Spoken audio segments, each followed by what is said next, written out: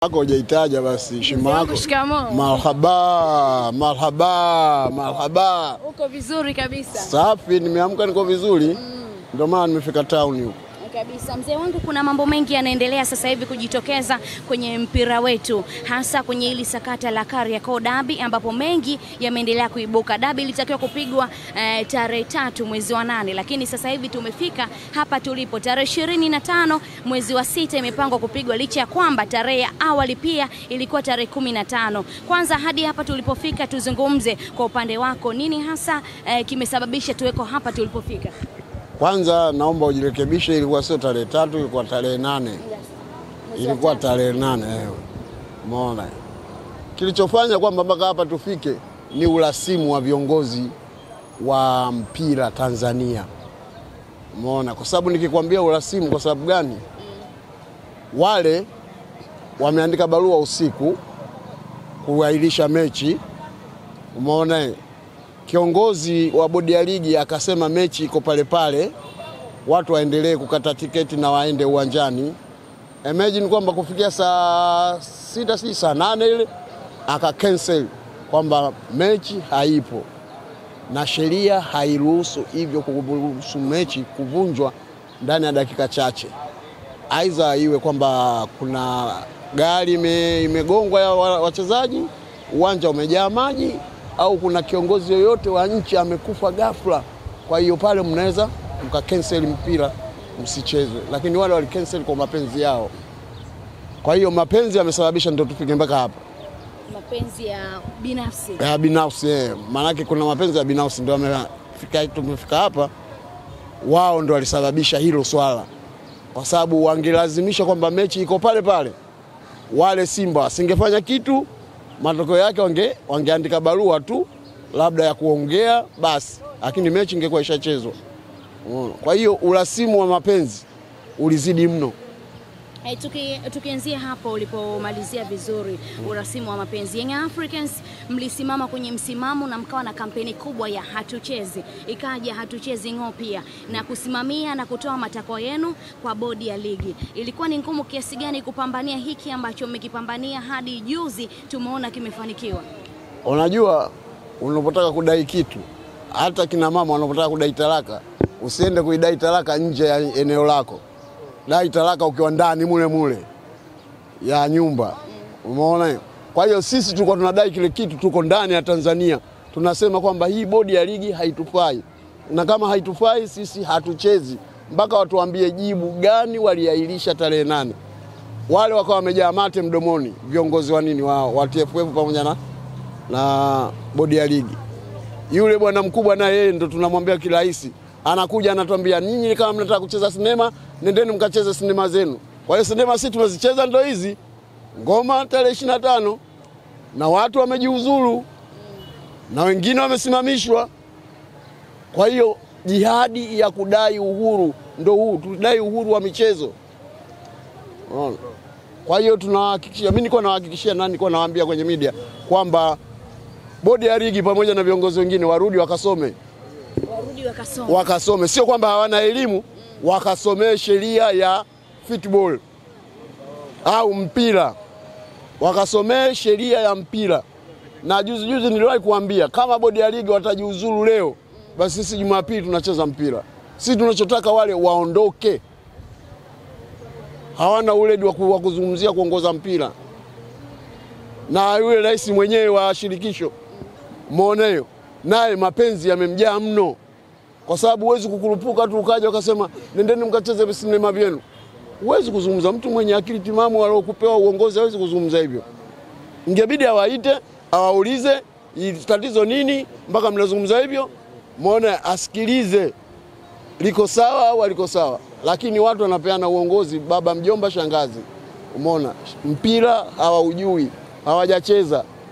Tatizo ndo hilo. Mpaka tumefika hapa, mpaka bi mkubwa yule tena ametuita, jamani mnasemaje? Sisi tukamwambia sisi tunataka viongozi wajiuzuru. Umeona? Wakijiuzuru 2 3, sisi game tunacheza. Na kweli yule kajiuzuru, yule kasimamishwa na kalia, na wengine watasimamishwa. Sisi football tunacheza tarehe 25. Sasa cha kushangaza wao walisema ikibadilishwa tarehe hatuji. Sasa sisi tunataka kuangalia bomba hiyo wameishikaje. Tuje hapo, naona umetuwahi zaidi. Wenzenu msimamo wao ulikuwa ni kwamba kama mechi itakuwa tofauti na tarehe 15 hawatautambua huo mchezo, lakini mara baada ya mazungumzo kufanyika ya viongozi wa Simba na Yanga na Rais Samia Suluhu Hassan, tumeona ukimya mkubwa kwa upande wa wapinzani wenu, na kuna tetesi kwamba wanasimama na msimamo wao ule wa tarehe 15. Hebu tulizungumzie hilo kwa upande wako. Mimi nasema hakuna mtu atakayeweza kusubutu akazungumza hivyo. Kwa sababu gani? Na kuja watakuja, na kama hawakuja watakatwa kama zile pointi walotaka katwa Yanga, na wao watakatwa. Pointi 3 na 15, 18 watakatwa. Hawawezi kushikilia bomba wale. Hawawezi kushikilia bomba. Kwa sababu nikikwambia hawawezi kushikilia bomba kwa sababu gani? Wale kwanza yule msemaji wao kidogo ana unafiki ndani yake. Msemaji wao. Kwa sababu nikikwambia ana unafiki ndani yake. Alishawashawishi watu. Yeye wakati yuko huko Warabuni wanakwenda kucheza finali mechi ya kwanza, anawaambia kateni tiketi tu. Uwanja utakuwa pale pale. Maana Lupaso kwa Mkapa. Kumbe tofauti. Sasa wale wanachokisema kinakuwa kama waimba ngoma. Mimi nawaita waimba ngoma. Yule muimba ngoma sio msemaji. Yule Ahmed Ali. Yule mimi namuita muimba ngoma kwa sababu hata sauti yake inaelekea kwenye kuimba ngoma. Umeona hiyo? Kweli nakwambia. Sasa kawahakikishia. Umeona matokeo yake mpira umeenda kuchezwa Zanzibar. Na hii kaizungumza kwamba hatutoweza kucheza kama tarehe inabadilishwa. Sasa tarehe ishabadilishwa tarehe 25 siku ya Jumatano. Tarehe 25 na siku ya Jumatano.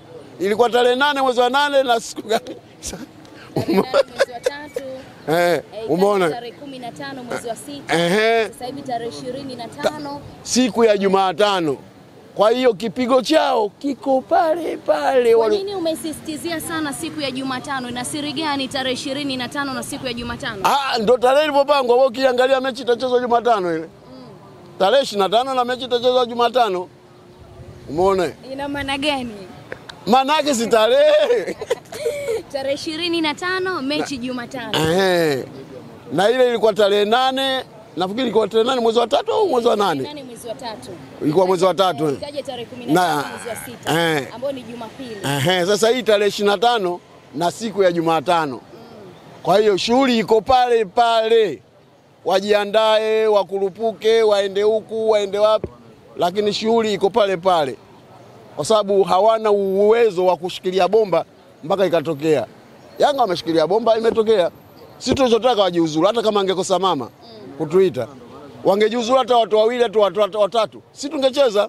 Lakini ukiangalia kwenye orodha ambayo mliorodhesha pale ya watu wanaotakiwa kujiuzulu, sio wote ambao wamefanikiwa. Ni wawili tu ambao tunaona mmoja kajiuzulu, mmoja amesimamishwa. Hii mbona hamna msimamo kwenye hili kusema mnahitaji watu wote mliorodhesha pale kwenye mambo manne yatekelezwe? Nisikilize kwanza nikwambie.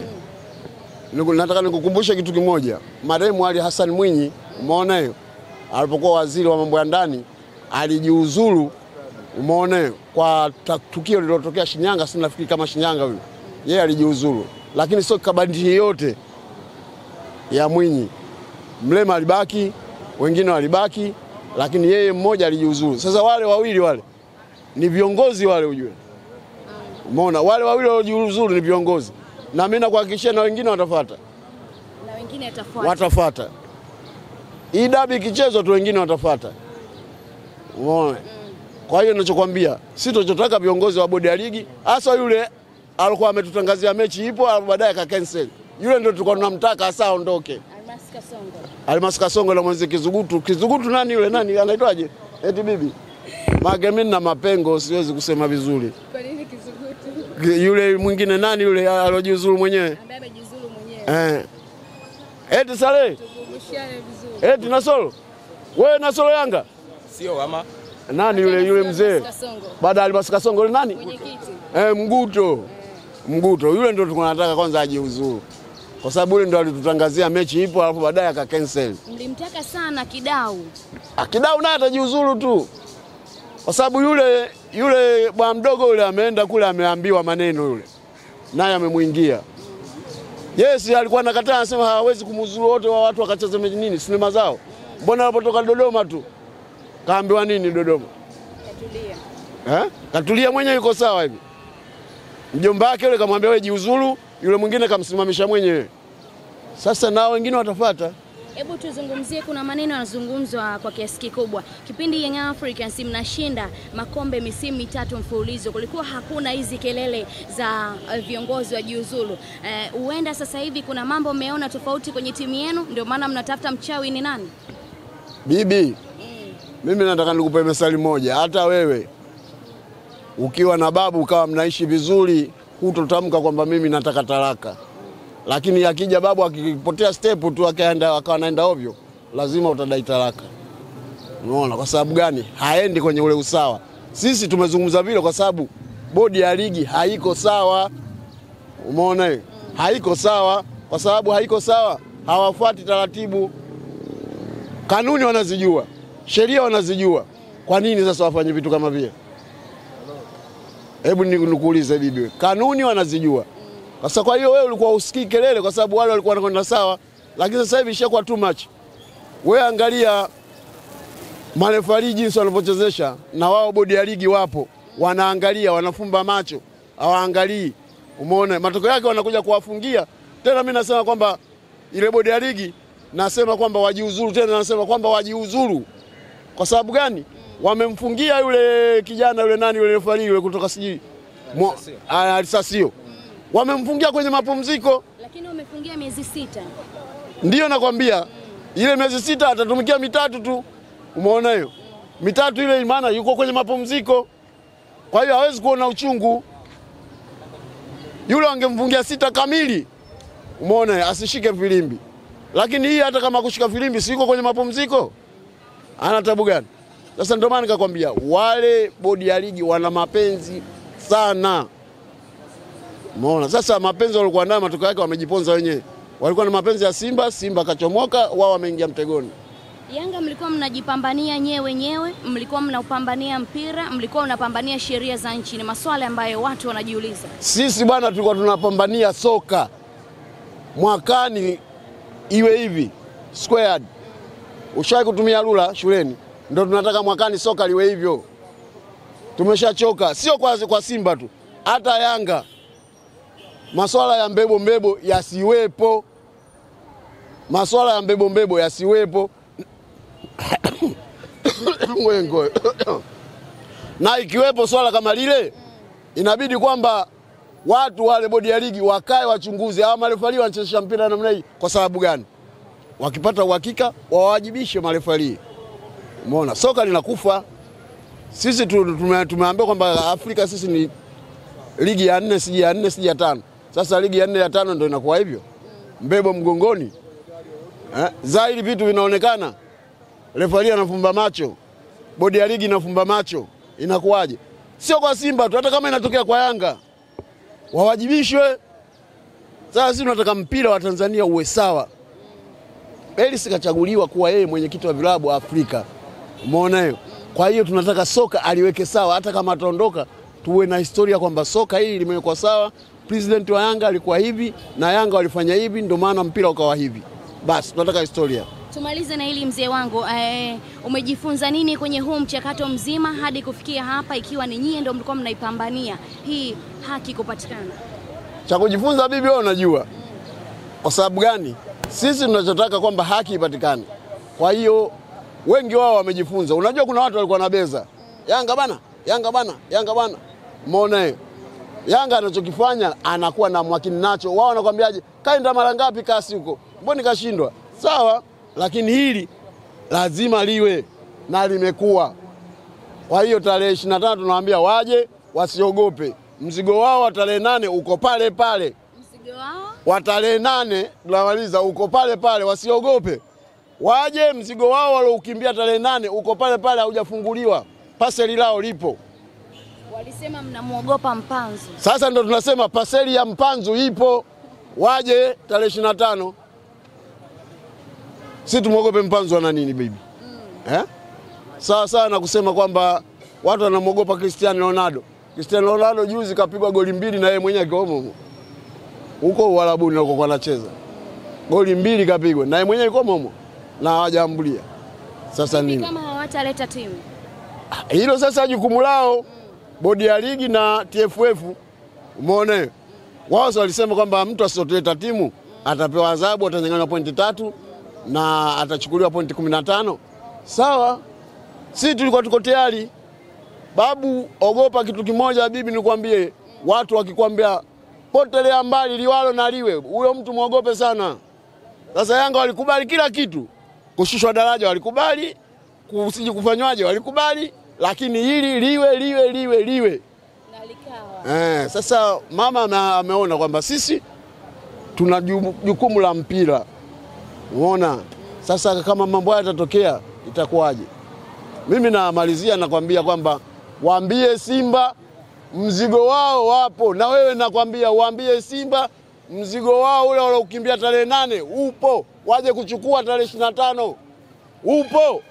Asante mzee. Upo. Haya, asante sana.